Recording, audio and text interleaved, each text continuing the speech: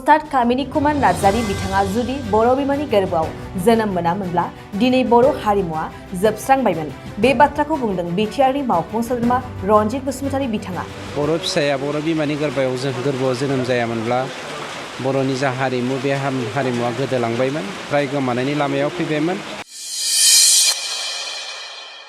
बर' हारिनि हारिमुखौ गिबिसिन जागायजेननाय आरो बर' हारिमुखौ मुलुग दरबाराव गिबिसिन मिथिहोनाय अस्ताद कामिनी कुमार नार्जारीनि दिनै बोसोरारि थैनाय सान फालिदों।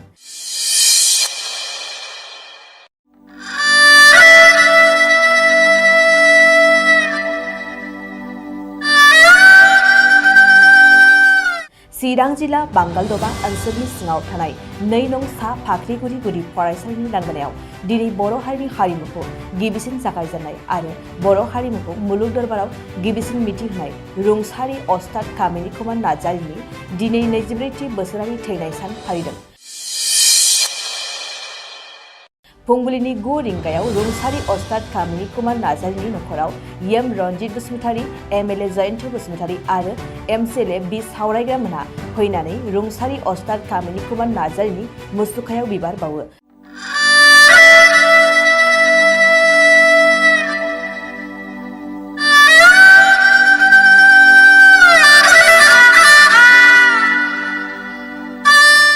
आरो नखरखौ नुनानै गोबां दुखु नांदों आरो नखरनि सुबुंफोरजों सावरायदों। बे हाबाफारिनि गेजेरजोंनो बिटिआरनि मावफुं सोद्रोमा रनजित बसुमतारी बिथाङा फोरमायोदि बिथां अस्ताद कामिनी कुमार नार्जारीयासो दुलाराय बर' हारिनि हारिमुखौ फोथांना लाखिबाय आरो मोनसे समाव बर' हारिमुआ गोमालांनो हमबायमोन। बे समावनो अस्ताद कामिनी कुमार नार्जारी बिथांनि नाजानायावसो दिनैसिम बर'नि हारिमुआ थांनानै दं होननानै फोरमायो।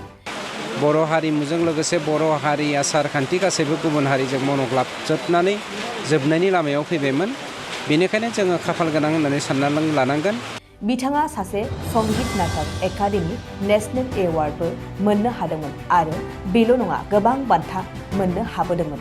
रुंसारि अस्ताद कामिनी कुमार नार्जारीनि आंगो लोगो धीरेन कुमार बसुमतारीया गोबां बर' हारिनि जारिमिन अन्थाइ खाम्फायाव लिरनानै गालांबाय आरो बर' हारिखौ गासै हादरावनो सिनायथि होबाय होननानै साबायखर बावो बिथाङा। बोहोना नाथाय बिथां समाया रावखौबो दिना बिथाङा थांबाय, खिन्थु जोंनो आरोखि अन्थाइयाव हांखो दाननानै गालांबाय। बर'फ्रा नैबे कालचारखौ मालाबाबो दाबाव आरो बे कालचारजोंसो सिनायहैगोन बुहुमाव। लोगोसे एमएलए जयन्त बसुमतारीया रुंसारि अस्ताद कामिनी कुमार नार्जारीनि मुसुखा गायसनना दोननायनि खोथा होदों आरो गोबां रुंसारि जालांनाय गेदेमाफोरखौ संदाननानै लासै लासै बेबायदिनो गोसोखांनानै मावलांबाय थागोन होननानै बुंथियो। बिथांनि मुसुखा बेखौ नोङो ब्रन्जनि बानायनानै बबेबा मोनसे थावनियाव निस्सय फसंनानै दोनगोन, बेखौ फोसावनानै फै होननानै बिथाङा बुंदों। कुमार नार्जारी बिथांनि 24थि रुंसारि सानखौ दिनै दुलाराय बर' हारिमु आफादनि बानजायनायाव गावनि गामियावनो एबा गावनि न'आवनो खुंफुंनायनि मोनसे हाबाफारि लादों। बे हाबाफारियाव बाहागो लानो मोननानै आं गावखौनो खोब भाग्यबान होननानै सानना लादों। बेनिखायनो भाग्यबान होननानै सानना लादों बिथांबायदि सुबुङा बर' फिसाया बर' बिमानि गोरबोआव जोनोम जायामोनब्ला बर'नि जा हारिमु बे हारिमुआ गोदोलांबायमोन, फ्राय गोमानायनि लामायाव फैबायमोन। बर' हारिमुजों लोगोसे बर' हारि आसार खान्थि गासैबो गुबुन हारिजों मनग्लाबजोबनानै जोबनायनि लामायाव फैबायमोन। बेनिखायनो जोङो खाफाल गोनां होननानै सानना लानांगोन आरो बिथांनि जा जों जोनोम सानखौ मोनैनि जाहोनाव जोंनि दुलाराय बर' हारिमु आफादा बिथांनि थैनाय सानखौनो माने मोनसे बर' हारिनि बर' माहारिनि जोंनि जेनेरेसनफोरखौ गोदान जेनेरेसनफोरखौ हारिमु सिबिनाया साफ्रोमबो जेनेरेसननि सेंग्रा सिख्लाफोरनाव बा साफ्रोमबो बर' सोद्रोमानावनो बा फिसानावनो थाथों बा फोजाखांनो फैथों। जौगाखांनायखौ लाबोनाया बिथांनि मोनसे मडेल हिसाबै बिथांजों जोङो मोननो हाथों, बे महरैनो दिनै खुंफुंनाय लादों आरो दुलाराय बर' हारिखौ बेखौनो मेसेज होनो नागिरो। डक्टर कामिनी कुमार नार्जारीया जेरै बर' हारिनि आसार खान्थिखौ हारिमुखौ बोखांनायजों लोगोसे हारिखौ गोजौनि जांख्लायावहाय स्टेप मोनसे गाखोहोनो हादों, बेफोरबायदिनो जों साफ्रोमबो गुनि गियानि गेदेमाफोरखौ मान होनायजों लोगोसे जोंनि हारिमुखौ गोजौआव लांनायनि मोनसे हाबाफारि लानांगोन होननानै आं साफ्रोमबो बर' फिसानिसिम गुरैयै आर'ज खालामनाय थाबाय। बिथांनि न'खरा खोब दुखुनांथाव। जाय बिथाङा बर' हारिखौ जौगाहोनायावहाय मैखोम बिहोमा लादोंमोन, बिथांनि न'खरखौ आं दिनै नुफैनानै दुखु मोनदों। गेदेमाफोरनि न'खरा दिनै जोबस्रांनायनि लामायाव, हारिखौ बोखांनायनि थाखायनो गावनि न'खरखौ सिलिंखार खालामनो गोनां जादों। दा जोङो सरकार हिसाबै मोनसेल' हाबाफारि लानो हायो, जेराव जोंबो गोदान, जों गोबां आइडियाखौनो सोलोंगासिनो दङ। दिनै बिथांमोन बायदि साफा साफा सुबुङा थरफा थरफा अलंबार जानानै बर'खौ जेरै दैथिंलांगासिनो दङ, बिथांमोननि आत्माया सोरगोआवहाय आयराखि गरायाव गाखोनानै जोंखौ नोजोर हरदों। जोंबो बेफोरबायदिनो बिथांमोननि गेदेमाफोरनि न'खरफोरखौ नायनो हागोन नामा, बे थांखिजों जोङो इसि मिटिङाव सावरायनायनि गेजेरजों मा हाबाफारि लानो हायो, आं बेखौ फैगौ इसि मिटिङावहाय उत्थापन खालामनो थाखाय थांखि लादों। गिबियावनो अस्ताद कामिनि कुमार नार्जारि बिथांनिसिम, बिथांनि गेदेमा जिउमानिसिम आंनि गोसो गोरबोनि खुलुमनाय सिबिनाय बिथांनो बावग्रोबाय। जे 1998 मायथाइनि दिनैनि बे 16 मे अक्ट'आव बिथाङा रुंसारि जालांदों। बे समनिफ्राय दिनैसिम नारा नाथाय न'खर हिसाबै जोबोद राङारि मोनसे खस्थ'नि गेजेरजों बिथांमोनहा न'खरावनो फालिबोबाय थादों।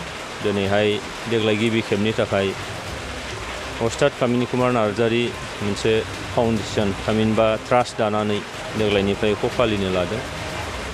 फुं समाव न'खराव बिबार बावनाय बिथांनि मुसुखायाव आरो दसे सम बिथांनि मावलांनाय हाबाफारि खामानिनि सायाव, बिथांनि जिउ जारिमिननि सायाव दसे सम सावरायनाय हाबाफारि दिनै खालामनाय जागोन। थ' बिथाङा जोनोम जादोंमोन क'क्राझार जिल्लानि गसाइगाव महकुमानि बामोनखुरा गामियाव 1927 मायथाइ, खिन्थु बिथांनि जोनोम अक्ट'खौ मिथिनाय जायाखै। जोनोमनि उननिफ्राय सोलोंथाइ लानानै बिथाङा बर' हारिनि जे जोंनि समायना रमायना मोनसे हारिमु आरो बुहुमाव समायनासिन हारिमु दं होननानै बुङोब्ला हयथ' बे गोग्गानानै लानायनि बाथ्रा नङा, बर' हारिमुआनो जागोन।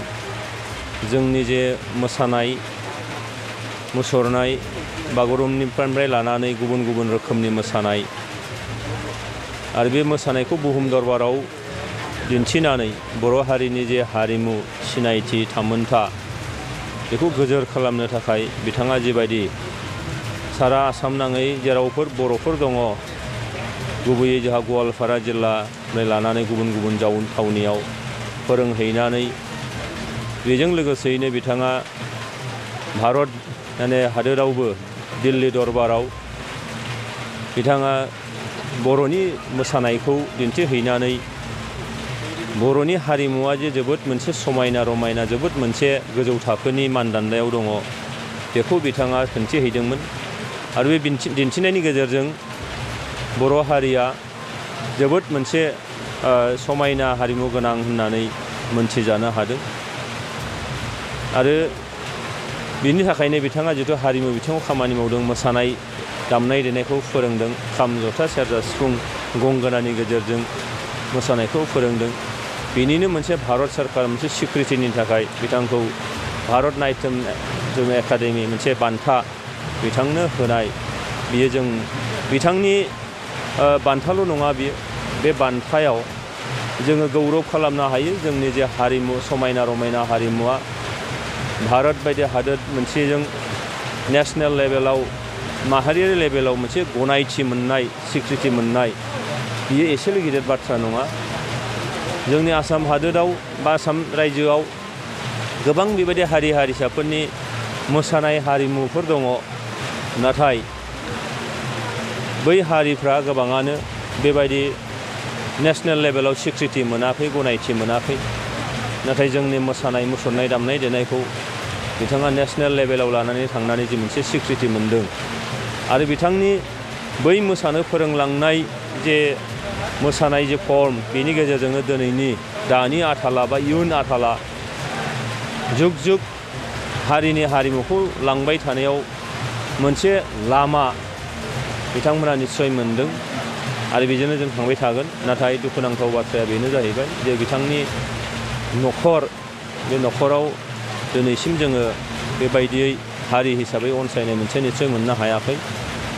नाथाय जोंनि मानगोनां बिटिआरनि चिफ बिथाङा आंजों टेलिफनिक रायलायनायाव बिथाङा बुंहरदों जे जोङो बिटिआर सरकारनिफ्राय थाबैनो बिथांनि मुसुखा बेखौ नोङो ब्रन्जनि बानायनानै बबेबा मोनसे थावनियाव निस्सय फसंनानै दोनगोन, बेखौ फोसावनानै फै होननानै बिथाङा बुंदों। दा बेखायनो जोङो बिनि गेजेरजों जोंनि जायफोरा हारियाव हाथरखि महरै दंमोन, बे हाथरखि माने बिथांमोनखौ जों दिनैबो हयथ' जिबायदि मासि, जिबायदि जोङो मोनसे सनमान होनांगौ, बे हयथ' दिनैसिम खालामजोबनो हानाय जायाखै। नाथाय बिटिआर सरकारनिफ्राय दिनै लासै लासै बेखौ लांबाय थादों। जोङो मोनथिदों गाबोन जोंहा सिखोना जोहोलाव सिखोनाजार हाग्रायाव बैयाव थानाय मोनसे आफादा बिथांनि मुसुखाखौ गाबोन फसंगोन सिखोनाझाराव। आरो बेयाव मानगोनां प्रमद बर' बिथाङा बे मुसुखाखौ नोङो बेखेवफैगोन, गायसननाय मुसुखाखौ बेखेवफैगोन। आरो बेबायदिनो गोबां गेदेमाफोर दङ जायफोरखौ जोंहा दिनैबो मावबावनांगौ दङ। बिटिआर सरकारनि बिथिंनिफ्राय लासै लासै जिथु जों मावलांबाय थानांगोन। आरो बेफोर जाहैबाय जोंनि हारिनि खुन्थिया मोनफा मोनफा। बिथाङा दिनै हारिमुआव खुन्थिया, सोरबाया थुनलाइयाव खुन्थिया, सोरबाया गेलेनायाव खुन्थिया, सोरबाया गुबुन गुबुनाव बिथिङाव सोलोंथायाव खुन्थिया।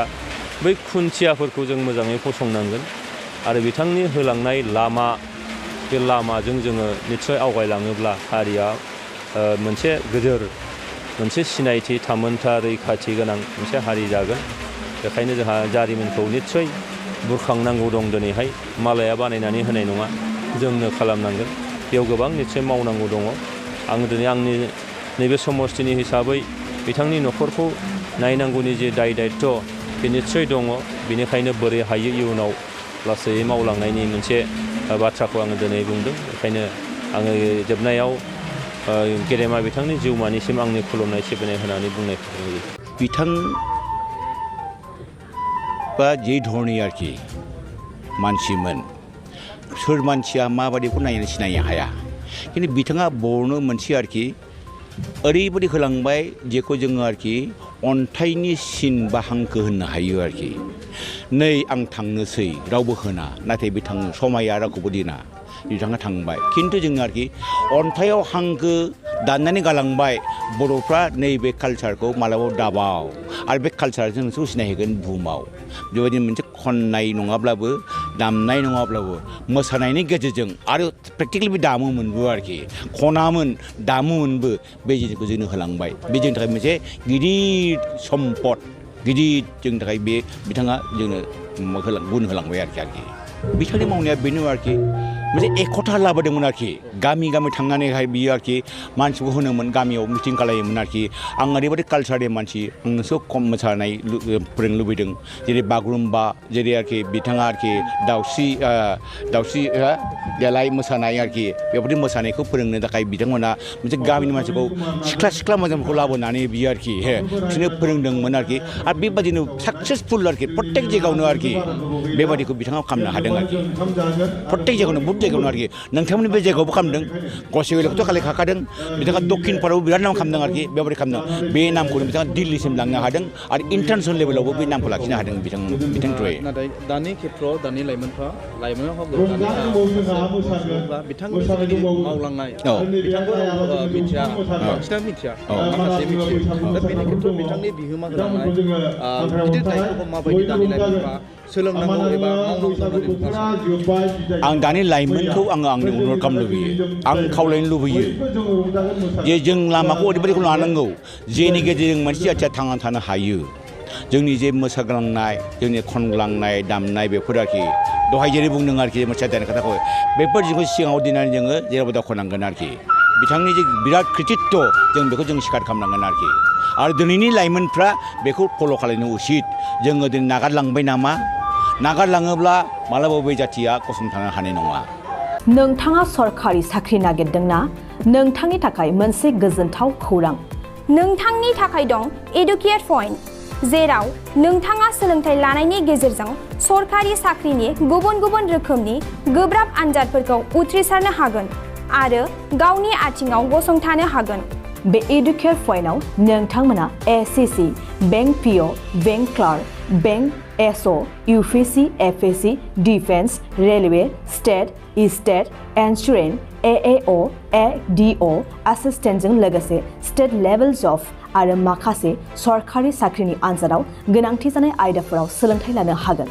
मख'नो गोनांदि बे सोलोंसालियाव साख्रिनिल' नङा, बेयाव MBA आरो सैनिक स्कुल बायदियाव एडमिशननि थाखाय एन्ट्रेन्स होनो थाखायबो सोलोंथाइ लानो हागोन। बे सोलोंसालियाव गाहाम थाखो खथानि सुबिदा दं आरो सम मथे नोंथांनि सोलोंथाइखौ बे सोलोंसालियाव होनाय जागोन। बेखौबो मिथिनांगोन दि बे एडुकेयार पइन्टआव सोलोंथाइ लानानै बावैसो 2021-22 इं मायथाइनि एसएससि GDनि आनजादाव गासै 11 सा सोलोंसाफोरा उथ्रिसारनो हादों। बारा नङा, गासै 15,000 रांजोंनो नोंथाङा बे सोलोंसालियाव 6 दानसिम सोलोंथाइखौ लानो हागोन। बे सोलोंसालिया क'क्राझार, बरपेटा र'ड, गवालपारा आरो बङाइगावआवबो दं। क'क्राझाराव सोलोंथाइ लानो गोसो गुदुं जानाय सुबुंफोरा 70020261333 9101536360 70020261333 9101536360